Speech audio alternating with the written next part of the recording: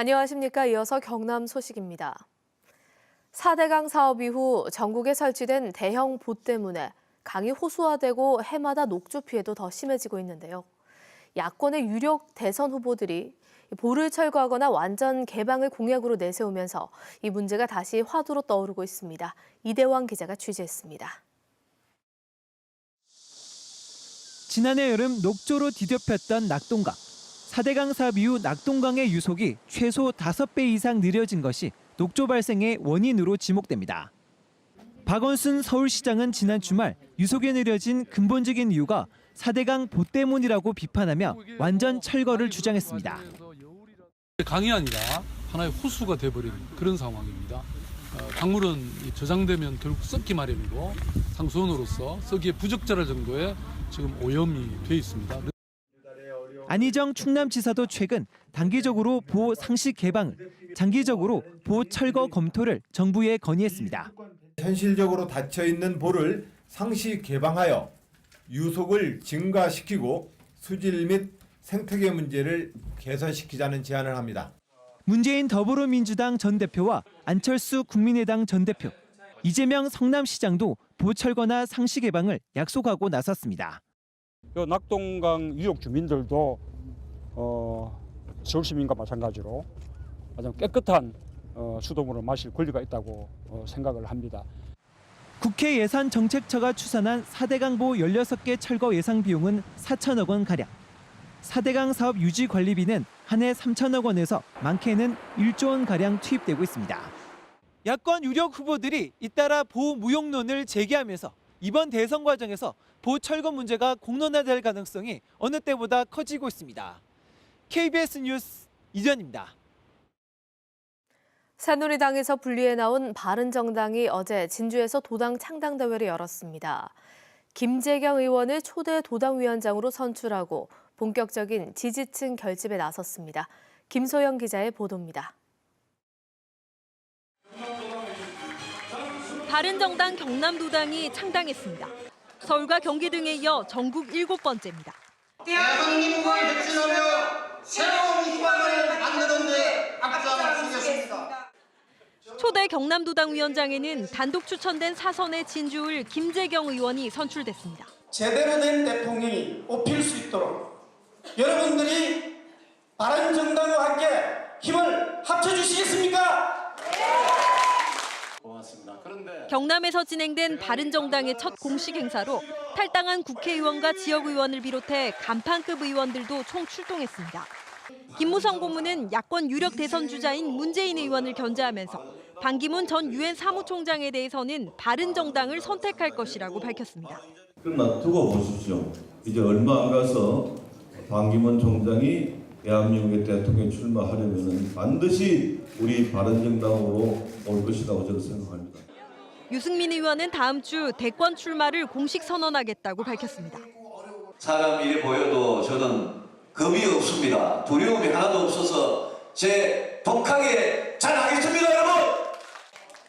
바른정당 경남도당은 진주에 임시 사무실을 열고 오는 24일 중앙당 창당으로 공식 출범을 마친 뒤 도당 사무처 구성에 나섭니다. KBS 뉴스 김소영입니다.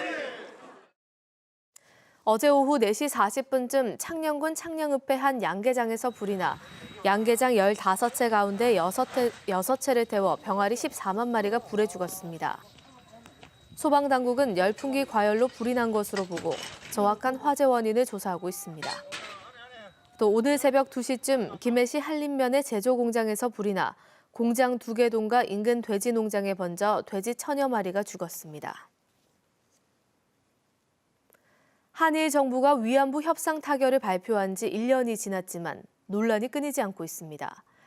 이번에는 협상 결과로 출범한 화해치유재단이 이 피해 할머니들을 회유해 일본 정부의 위로금을 받게 했다는 주장이 나왔습니다. 정유진 기자가 취재했습니다. 지난 14일 100세 생일을 맞은 일본군 위안부 피해자 김복득 할머니. 위안부의 참상을 전 세계에 알리며 일본 정부에 책임 있는 사과를 요구해왔습니다. 그런데 김 할머니는 최근 일본 정부의 예산으로 설립된 화해치유재단의 위로금 1억 원을 받았습니다. 시민단체는 재단이 돈의 의미를 제대로 설명하지 않고 할머니를 속였다며 녹취록을 공개했습니다. 무슨 돈인데 그걸 받아놓는 거야. 나는 5만 원 받아놨는 거 내가 안 받는데 어떻게 내가 돈을 줘? 시민단체는 재단 측이 또 다른 피해 할머니도 회류해 위로금을 줬다고 주장했습니다.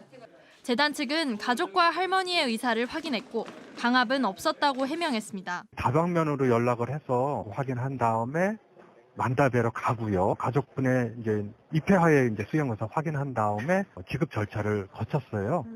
합의 당시 생존 할머니 46명 가운데 재단에 돈을 받는데 동의한 할머니는 34명.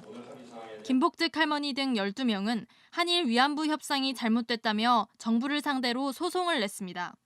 KBS 뉴스 정유진입니다.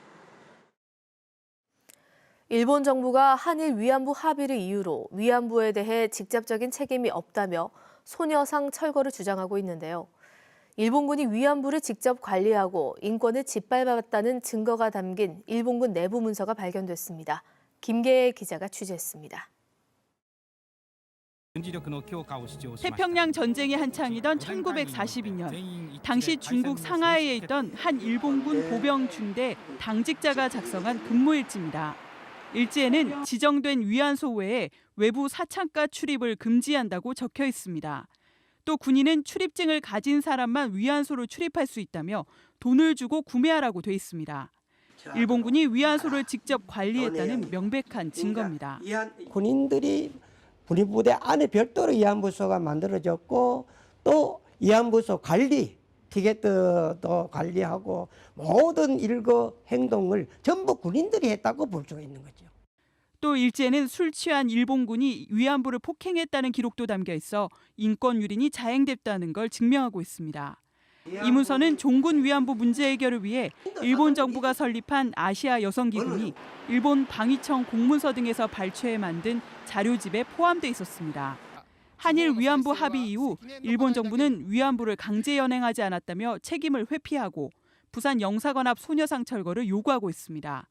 그러나 일본 정부 단체가 만든 역사 자료집이 일본 정부가 위안부에 대해 직접적인 책임이 있다고 말하고 있습니다. KBS 뉴스 김계혜입니다.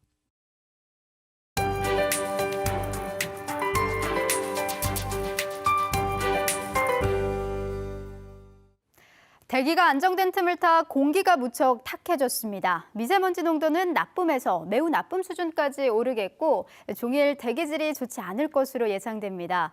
출근길 마스크와 함께 호흡기 관련 질환에도 주의를 하셔야겠습니다.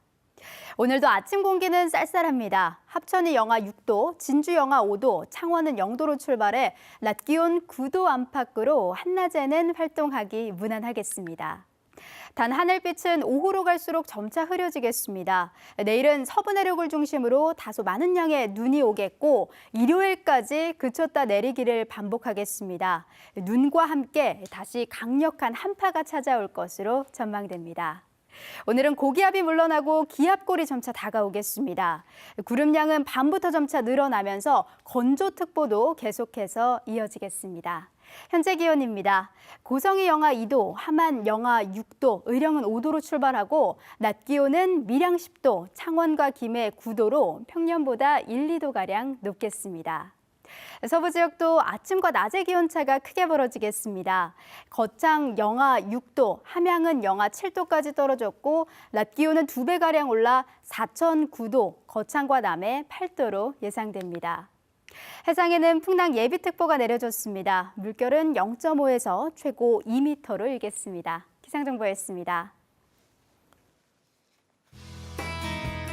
고성에 있는 삼강 M&T 송무석 대표가 1억 원을 사회복지공동모금회에 기부해 경남에서 92번째 아너소사이어티 회원에 가입했습니다. 창원산업진흥원이 중소기업 수출판로 개척을 위해 하반기 해외 박람회 개별 참가업체에 500만 원을 지원합니다. 중소기업진흥공단 부산경남연수원이 부울경 중소기업을 대상으로 오늘 창원시 진해구 연수원에서 정책자금 융자와 수출마케팅 지원시책 설명회를 개최합니다. 진해수협이 국비 등 사업비 10억 원이 투입된 제덕수산물 위판장을 준공했습니다. 다음은 희망 2017 나눔 캠페인 나의 기부 가장 착한 선물에 성금을 보내주신 분입니다.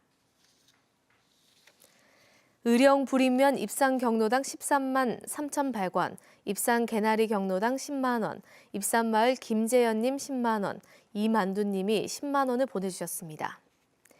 의령 불임면 하막곡 경로당 10만 원, 서동 1구 경로당 10만 원, 서동 2구 경로당 10만 원, 현동 경로당에서 10만 원을 보내주셨습니다.